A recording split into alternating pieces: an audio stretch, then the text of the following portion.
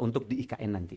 Nah, teman-teman sekalian yang saya hormati, ini adalah bagian dari proses yang sekarang bahkan pemerintah sudah membuat government teknologi. Maka kami bersama Pak Menkominfo ini dengan Dagri kemarin sangat padat sekali.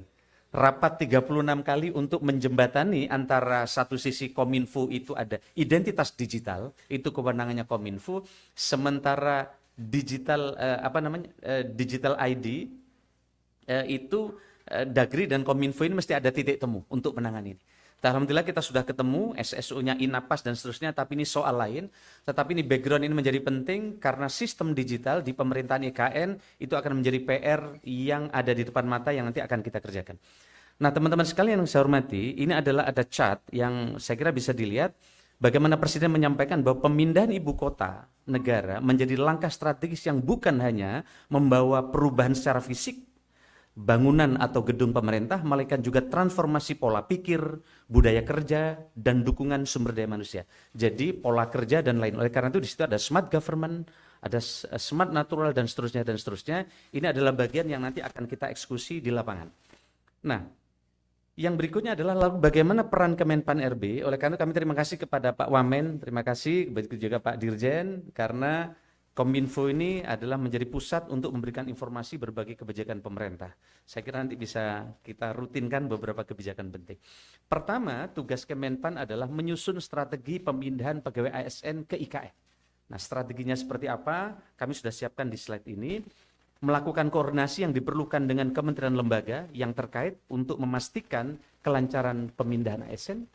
Kemudian menyusun rekomendasi penentuan prioritas kementerian lembaga dan unit yang akan dipindahkan ke IKN. Jadi dulu ini saling dorong. Udah yang pindah kementerian ini dulu. Oh jangan, kamu dulu dan seterusnya. Akhirnya kita putus, kita koordinasikan, semua pindah. Tinggal eselon 1-nya siapa, eselon 2-nya siapa, dan seterusnya dan seterusnya. Yang ketiga adalah menyusun rekomendasi dan koordinasi dengan OIKN dan KL terkait dengan penerapan tata kelola pemerintahan digital IKN. Jadi Kemenpan dimandati oleh Bapak Presiden untuk mengurus tata kelolanya. Karena kalau birokrasi ini tata kelolanya dari awal dirancang dengan baik, Bapak Presiden ke depan targetnya ini akan sesuai dengan harapan. Lalu bagaimana proses pemindahan IKN ke Ibu Kota Negara? Setidaknya ada beberapa prinsip. Akhirnya kita putuskan ini. Pertama, semua pegawai ASN KL pada satuan kerja pejabat akan dipindahkan ke Ibu Kota Negara. Yang pertama. Dulu kan kementerian ini dulu. Oh ini deputi ini dulu, sekarang udah dibagi rata, ini disepakati dan ini rapat udah berulang-ulang dengan seluruh kementerian lembaga para sekjen. Jadi Kemenpan RB telah menggelar rapat puluhan kali dengan kementerian lembaga. Yang kedua, skema pemindahan pegawai ASN dilakukan secara bertahap sesuai dengan penapisan kelembagaan dan ketersediaan hunian. Penapisannya seperti apa nanti akan saya sampaikan detail di belakang. Yang berikutnya, setiap pegawai ASN akan mendapat 1 unit hunian, apartemen. Ya, prinsipnya itu. Bahwa kemudian di tahap awal sebagian akan sharing itu adalah bagian kebijakan tambahan yang nanti akan kami jelaskan di belakang. Yang kedua, pegawai ASN yang dipindah pada tahap pertama perlu diberikan tunjangan khusus. Jadi akan ada tunjangan khusus PANS yang menjadi pionir pindah. Nah, nanti tunjangannya seperti apa?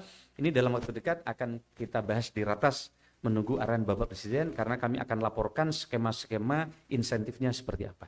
Yang berikutnya adalah kita menyiapkan formasi khusus untuk IKN. Presiden telah memerintahkan ada 200.000 formasi yang disiapkan untuk ke IKN. Ini karena Bapak Presiden belajar bagaimana Brasilia agak lambat pemindahannya, Canberra, begitu juga pemindahan kota-kota di dunia. Kenapa agak lambat? Karena tidak ada skenario komprehensif termasuk pengisian ASN-nya. Maka atas dasar ini Bapak Presiden memerintahkan ke kami untuk menyiapkan rekrutmen baru, talenta-talenta digital, dan seterusnya, dan nanti akan dilakukan penerapan smart government.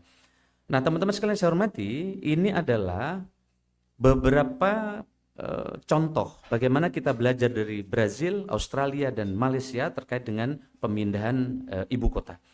Belajar dari pengalaman beberapa negara yang memindahkan ibu kota negaranya, Brasil, Australia, dan Malaysia menunjukkan bahwa pemindahan ibu kota tidak dilakukan melalui cara yang instan, memerlukan biaya besar, serta menghadapi tantangan yang kompleks.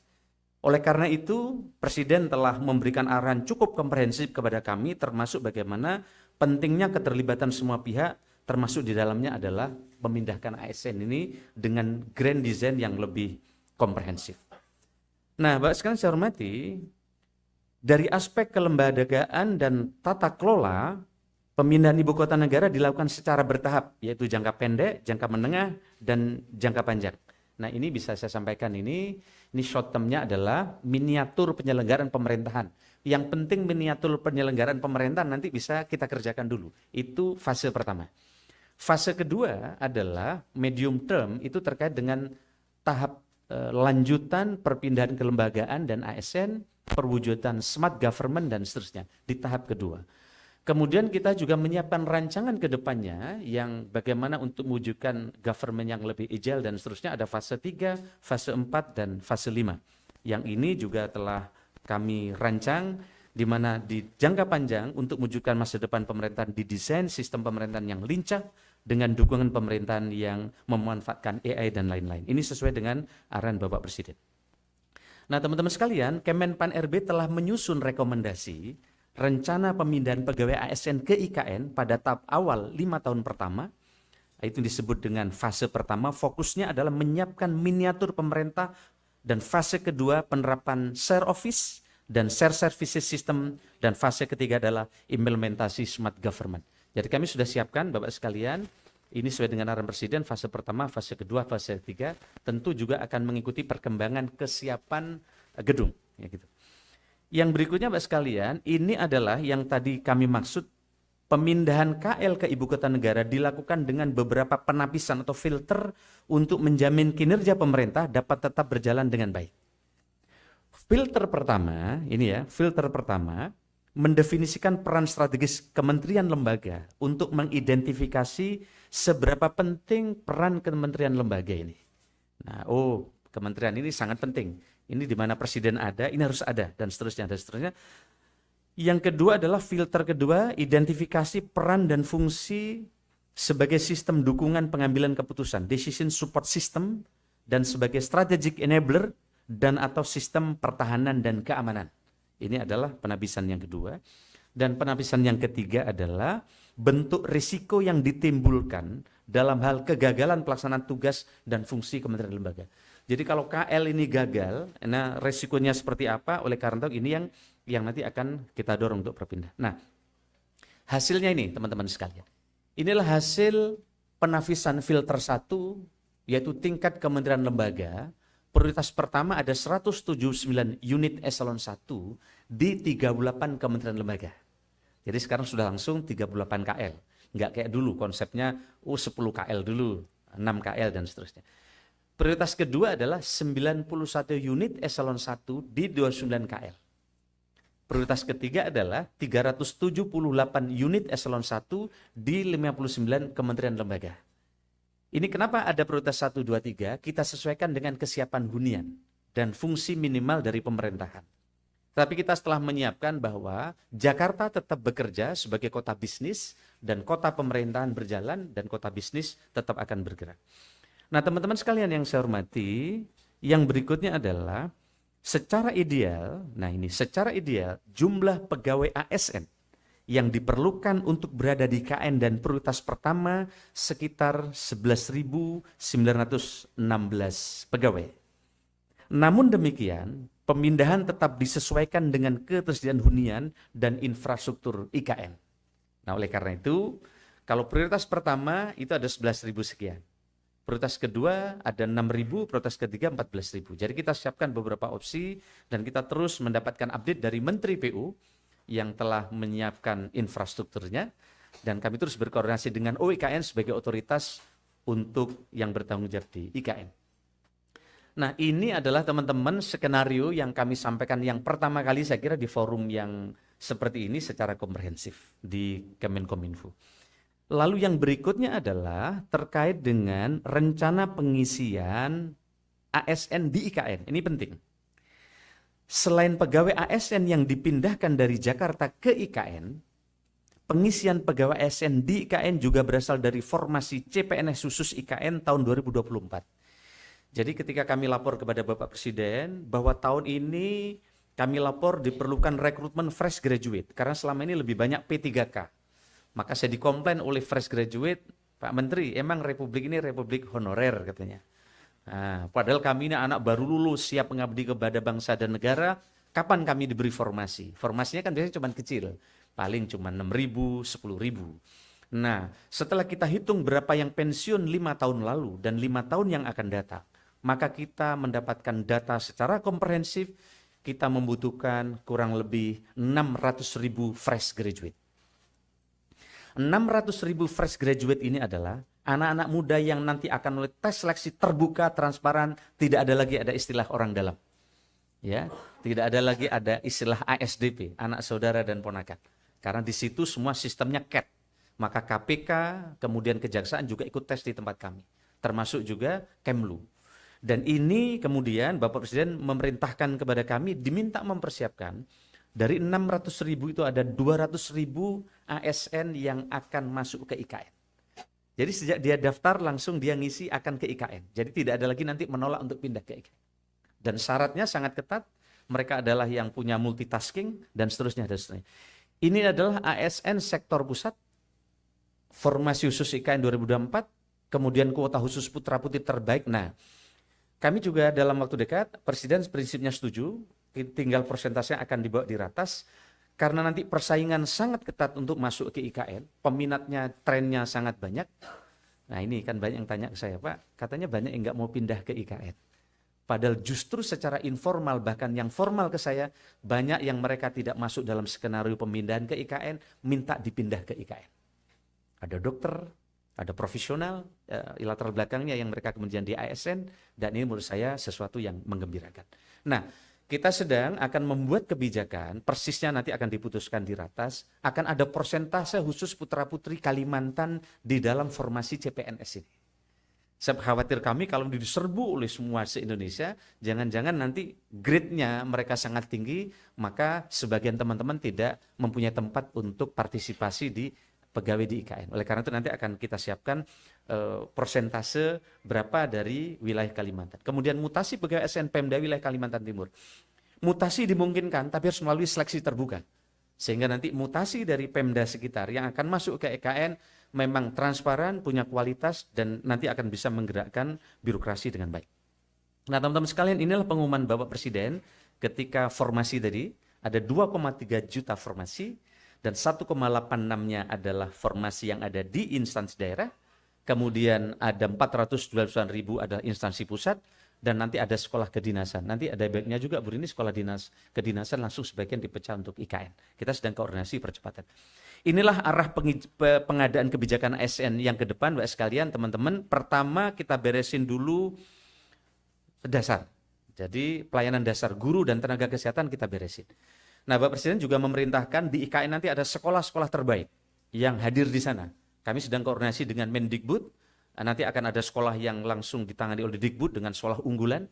Kemudian kami langsung koordinasi dengan Kementerian Agama, nanti ada madrasah aliyah dan sanawiyah yang unggulan ada di sana.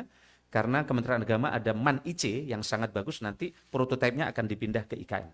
Begitu juga seoptimal mungkin menyelesaikan soal tenaga non-ASN, kemudian talenta-talenta baru fresh graduate kita rekrut, kemudian mengurangi sedapat mungkin rekrutmen jabatan yang akan terdampak oleh digital.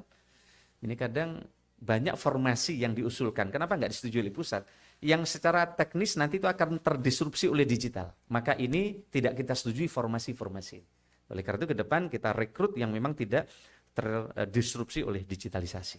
Dan mendukung efektivitas kinerja IKN Nusantara. Saya kira ini kemudian pendukung pengisian CPNS. Ini sudah kita siapin juga. Pengumuman telah disebutkan, prioritas penempatan IKN, jenis jabatan pelaksana, dan seterusnya.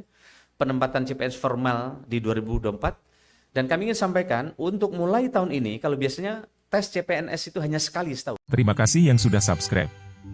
Bagi yang baru menemukan channel ini, like videonya, klik lonceng, dan hidupkan notifikasinya. Jangan lupa di subscribe. Biasanya di bulan November, Desember. Mulai tahun ini, tes CPNS tidak sekali, tapi 3 kali. Kenapa? Karena biasanya satu angkatan CPNS Pak Dirjen, Pak Wamen, nggak semuanya terpenuhi. Kadang yang daftar memang 10.000, tapi yang memulai kualifikasi kadang tidak sampai 50%, ada hanya 40%. Sehingga kuota itu hangus. Tapi kalau sekarang kira-kira Maret nanti tidak terpenuhi, kita isi lagi di bulan berikutnya sampai di Desember. Dan ini di Undang-Undang ASN sudah diperbolehkan karena dulu ini undang-undang. Nah, sekarang kita sudah diperbolehkan untuk itu. Dan Bapak sekalian saya hormati, mudah-mudahan nanti percepatan pengembangan kompetensi CPNS IKN ini untuk mempercepat akselerasi ini bisa segera terwujud dengan baik. Terkait dengan mutasi sebagai ASN Pemda, saya kira saya tidak perlu teruskan, tapi syarat kompetensi IKN yang dipindah ke IKN, ini syaratnya. Pertama adalah mereka memiliki digital literasi, menguasai literasi digital sesuai hasil asesmen BKN. Jadi BKN telah melakukan asesmen kepada ribuan pegawai, mana yang layak pindah, mana yang tidak. Karena kita tidak hanya mindah orang, tapi budaya kerja, tata kelola, itu harapan Presiden. Yang kedua, multitasking, memiliki kemampuan melaksanakan beberapa tugas sekaligus. Jadi kalau duduk, mereka bisa ngerjakan banyak hal. Nah, kira-kira gitu. Yang berikutnya adalah mereka mempunyai nilai berakhlak, yaitu akuntabel, kompetensi, dan seterusnya, dan seterusnya. Yang adaptif, kolaboratif, kemudian menguasai substansi menghadapi prinsip ibu kota negara. Ini beberapa hal, Bapak sekalian saya hormati. Nah, ini adalah progres kesiapan hunian di IKN di 2024. Nah, di 2024 kita koordinasi terus dengan Menteri PUPR, targetnya 47 tower. Satu tower diusi kurang lebih 60 unit, satu unit itu kurang lebih 90 meter. Jadi yang pindah tahun pertama ini akan dapat fasilitas, menurut teman-teman, ini pertama towernya bagus. Terus gede, bayangkan 98 meter, jadi cukup luas. Dan sangat bagus juga view-nya kemarin kita lihat, bahkan Presiden udah top up kemarin ya. Total tower 47, ini untuk KSN 29 tower, TNI Polri 18 tower. Total 2.820 unit, di mana untuk KSN 1.740, TNI Polri 1.080 tower. Nah, ini adalah jumlah hunian ASN dan Agustus 14 tower dan 840 unit dan seterusnya dan seterusnya. Terkait dengan alternatif mekanisme pemindahan ASN Ibu Kota Nusantara, kita juga sudah siapkan. Begitu juga alternatif mekanisme pemindahan, next slide, kita juga sudah siapkan dari Kemenpan RB dan seluruh tim. Slide-nya saya minta digeser lagi. Begitu juga terkait dengan penerapan smart government di IKN juga kita telah siapkan kondisi saat ini, sistem kerjanya dan seterusnya dan seterusnya. Begitu juga penerapan set office. Target penerapan set office di Ibu Kota Negara 2024 kita juga sudah siapkan, mulai ruang kantor, infrastruktur jaringan, aplikasi. Ini sudah kita koordinasikan terus termasuk fasilitas pendukung, kemudian sistem kerja yang nanti ini sistem kerjanya juga nanti sedang kita putuskan dalam tidak terlalu waktu lama. Kemudian 4 langkah percepatan transformasi digital pemerintah. Ini mulai pembangunan IKN sebagai kota cerdas berkelanjutan. Kemudian penguatan OIKN melalui PMU transisi perpindahan ke IKN. Kemudian percepatan pembangunan smart government sebagai fokus awal perpindahan ke IKN. Dan percepatan persiapan kementerian lembaga untuk perpindahan tahap awal ke IKN. Inilah peran OIKN dalam pemindahan transisi.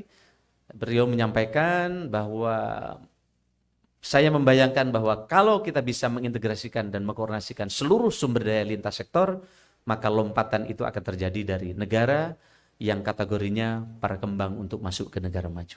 Saya kira ini arahan Bapak Presiden waktu itu. Mbak sekalian, saya kira ini nanti kalau ada pertanyaan-pertanyaan kami akan sampaikan kalau bisa kami jawab. Terima kasih teman-teman sekalian. Baik, rekan-rekan media, pertanyaan diajukan, mohon tidak terlalu panjang, singkat dan jelas, dan nanti sebutkan nama dan dari media mana. Kesempatan pertama kami berikan. Sekali lagi, rekan-rekan media yang mau bertanya, kesempatan pertama dari media mana? Baik, mohon mikrofonnya.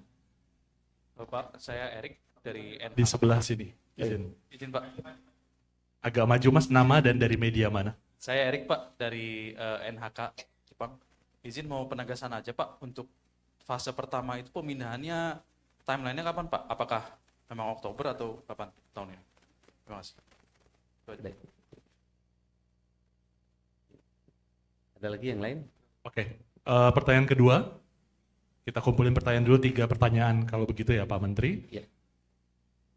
Pertanyaan kedua, sebelah kanan Pak. Nama dan dari media mana Mas? prioritas pemindahan, tapi Bapak tadi di awal disebutkan bahwa semuanya dipindahkan gitu. Nah, itu ada tenggat waktunya, misalnya prioritas 1, 2, 3, kapan gitu. Lalu yang kedua Pak, kemarin di DPR para anggota DPR ini bilang bahwa ingin DPR dipindahkan yang paling terakhir gitu ke IKN. Nah itu tanggapannya seperti apa? Terima kasih. Baik, dari antara. Baik, yang ketiga di sebelah kiri ya. Maaf, tidak terlihat dari sini. Baik, saya jawab dulu kalau begitu. Siap, silakan Pak. Baik, teman-teman sekalian, pemindahan tadinya bulan Juli akan pindah ke IKN. Maka Juli sebagian menteri ada yang pindah, termasuk Pak Basuki. Tapi untuk ASN, karena Agustus nanti akan ada upacara di IKN, dan untuk pelaksanaan upacara itu supporting sistemnya sangat besar. Ada ribuan orang juga akan tentu bukan hanya datang, tapi bermalam dan seterusnya. Maka kami mendapatkan arahan dari istana bahwa pemindahan bertahap, tetapi ASN akan mulai pindah setelah Agustus, setelah upacara. Karena upacara akan dipakai oleh seluruh peserta upacara di IKN, yang itu memerlukan apartemen penginapan yang cukup banyak. Sehingga pemindahan tahap pertama ini setelah Agustus, insya Allah September pemindahan, tapi Juli para menteri sebagian ada yang mulai pindah ke IKN. Nah, yang berikutnya adalah soal DPR saya tidak mau komentar nanti biar IKN dan Seknek, tetapi kita sudah menentukan prioritas-prioritas, tadi sudah saya jelasin dengan detail di depan berdasarkan kesiapan hunian. Meskipun kami lihat sudah sangat cepat. Saya ke sana 3 bulan, 4 bulan nggak ke sana kaget, orang datang tiba-tiba gedung udah berdiri luar biasa. Apalagi progresnya, targetnya di dalam waktu dekat ini bandara dan tol juga akan jadi. Nah, terkait dengan prioritas siapa yang akan pindah tadi, saya minta slide ke-31 teman-teman sekalian. Nah, ini sudah kita siapin seperti ini. Kita detail sekali sudah bekerja. Misalnya prioritas pertama itu ada Setjen DPR, Setjen DPD, MPR, BPK, Mahkamah Agung, Komisi Yudisial, Menko Marves, Kemenko Perekonomian, Menko Polhukam, Menko PMK, Kementerian Pertahanan, Dalam Negeri, Luar Negeri, Kumham, Keuangan, PUPR, Bappenas, Pan-RB. Nah, kami termasuk yang pertama ini. Pan-RB, ATR BPN, Setnek, LHK, ESDM, Kesehatan, Perdagangan, Kominfo. Nah, Kominfo termasuk pertama kita ini, kemudian Sekretariat Kabinet, BMKG, Bappenas, BPIP, BIN. Nah, ini prioritas pertama kita. Itu untuk 179 eselon 1. Tapi jika nanti hanya 91, maka ini prioritasnya mulai Seknek sampai Kementerian ATR dan seterusnya. Jadi ini teman-teman sekalian yang bisa saya sampaikan. Jadi kami sudah detail untuk skenario pemimpin. Dan ini sudah dibahas berkali-kali bersama para sekjen di seluruh kementerian lembaga. Terima kasih.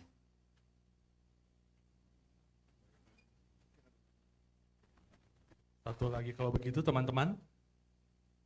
Ya Mbak, dari mikrofonnya mungkin panitia boleh.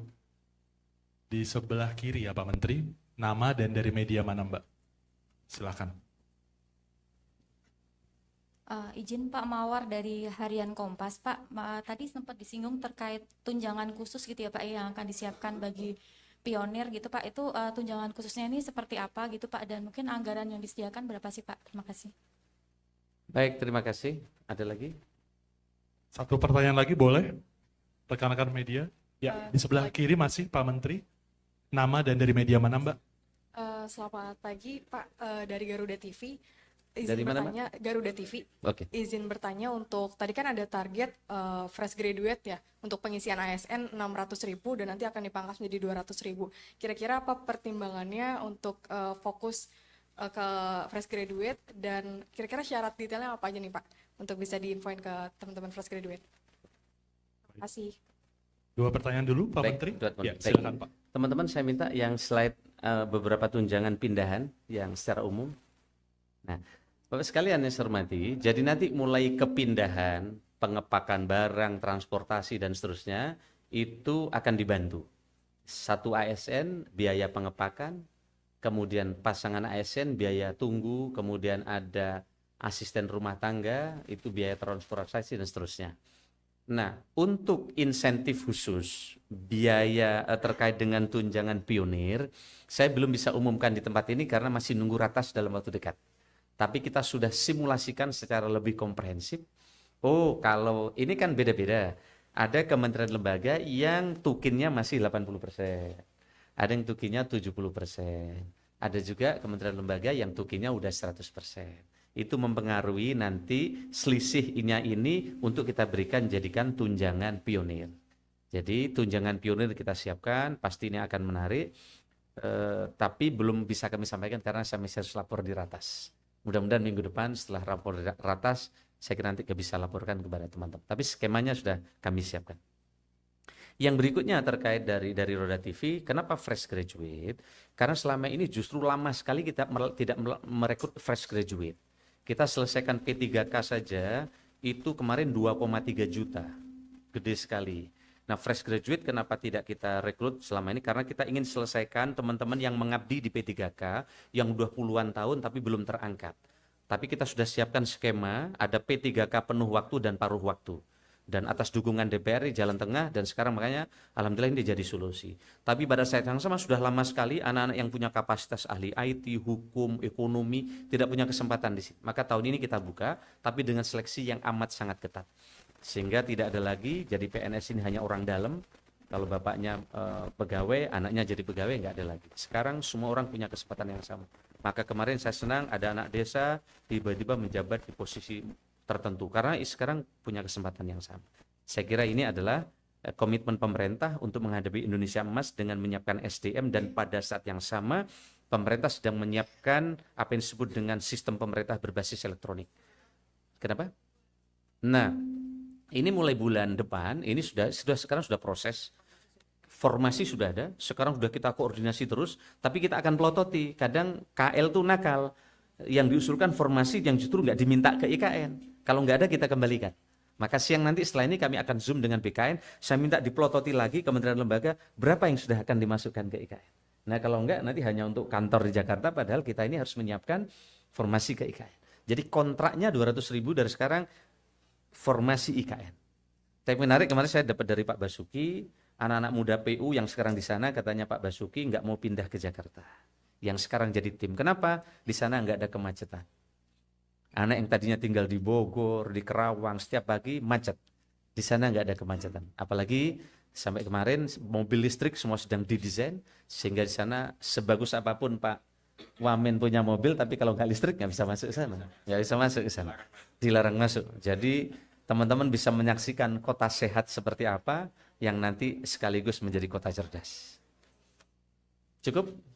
Baik.